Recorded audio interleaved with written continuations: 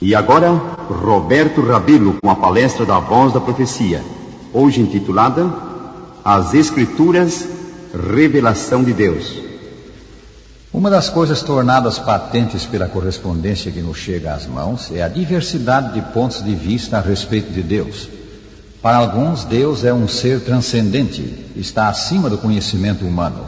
Não nos é dado saber seus caminhos. Para outros, Deus é demasiado grande e não se deixa afetar pelas mesquinhezas humanas. Não faz questão de coisas pequenas, ou sim, nem tampouco de grandes. Para ainda outros, Deus é amor e a ninguém condena. Todos, por fim, serão salvos, vivam no mundo como viverem. A súmula destas ideias é que cada um deve escolher o caminho que lhe pareça melhor.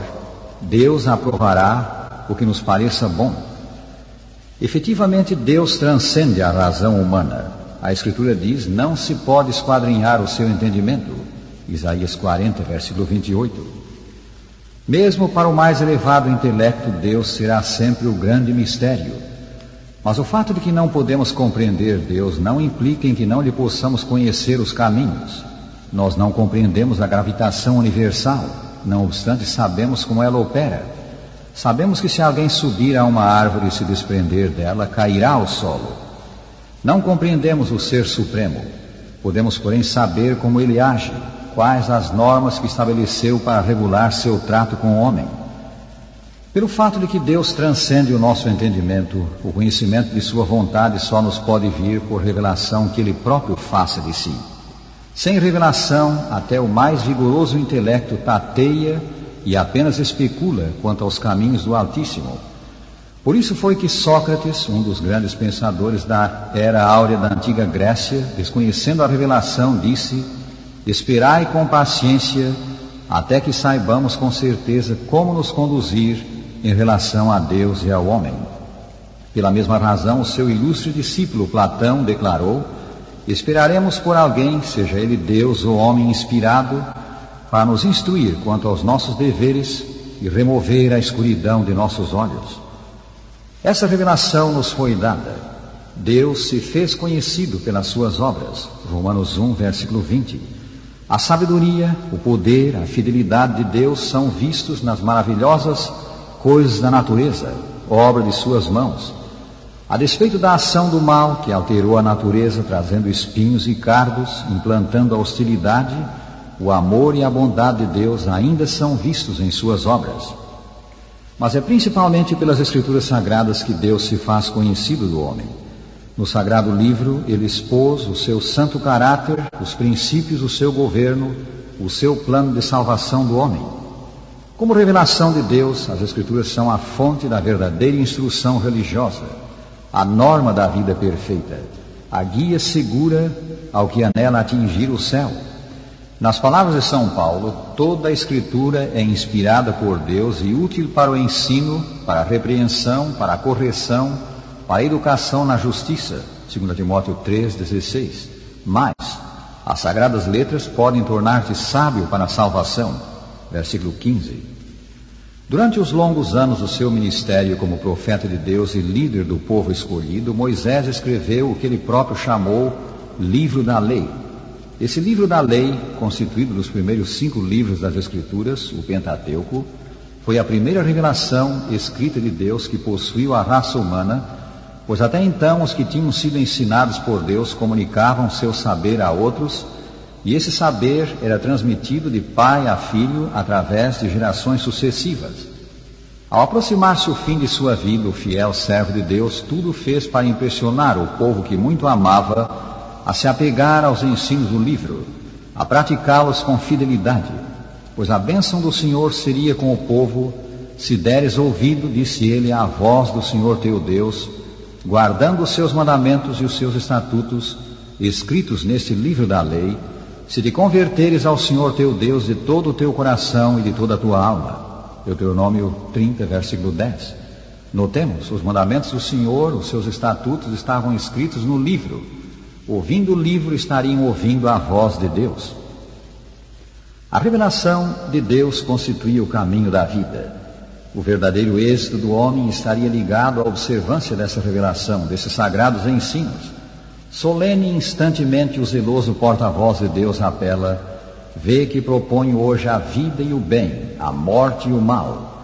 Se guardares o mandamento que hoje te ordeno, que ames ao Senhor teu Deus, andes nos seus caminhos e guardes os seus mandamentos e os seus estatutos e os seus juízos, então viverás e te multiplicarás, e o Senhor teu Deus te abençoará na terra a qual passas a possuir.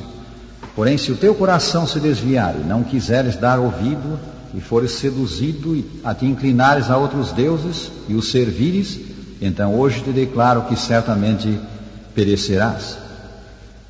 Ao instar com o povo para que seguisse os ensinos do céu, Moisés disse: porque este mandamento que hoje te ordeno não é demasiado difícil, nem está longe de ti, pois esta palavra está muito perto de ti, na tua boca e no teu coração, para cumprires. Deuteronômio 30, versículos 11 a 14.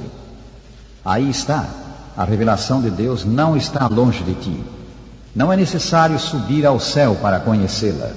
Não é necessário esperar que venha alguém da parte de Deus para nos mostrar o caminho, para nos dizer qual é a vontade do Todo-Poderoso. Não é preciso transpor os mares para recebê-la. Ela está perto de nós. A revelação de Deus está conosco. Temo-la nas Escrituras Sagradas. Ninguém pode dizer que o nosso Deus é incognoscível, que não nos é dado saber o caminho. Deus se fez conhecido em seu livro. O Novo Testamento confirma que Deus se revelou aos homens da antiguidade mediante os profetas, em especial por Moisés.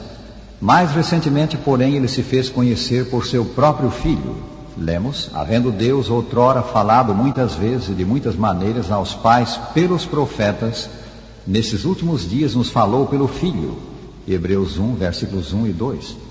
O Senhor Jesus Cristo, tal como apresentado nas Escrituras, foi a mais perfeita revelação de Deus. Com efeito, ele próprio disse: quem me vê a mim, vê o Pai. São João 14, versículo 9.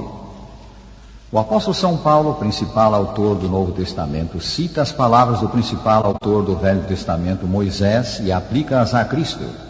Não perguntes em teu coração quem subirá aos céus, isto é, para trazer do alto a Cristo, ou quem descerá ao abismo, isto é, para levantar a Cristo dentre os mortos. Porém, que se diz? A palavra está perto de ti, na tua boca e no teu coração, isto é, a palavra da fé que pregamos. Romanos 10, versículos 5 a 8. O sentido disto é evidente. Toda a revelação de Deus visa dar a conhecer o seu amor para com o homem, tal como manifestado em Cristo, e visa apresentar o Filho de Deus como remédio para o nosso verdadeiro mal, o pecado. Sim, Cristo como a nossa vida, a nossa esperança, a nossa paz e a solução para os nossos problemas. E esse ajudador, esse Salvador, não está ainda por se manifestar, por se revelar.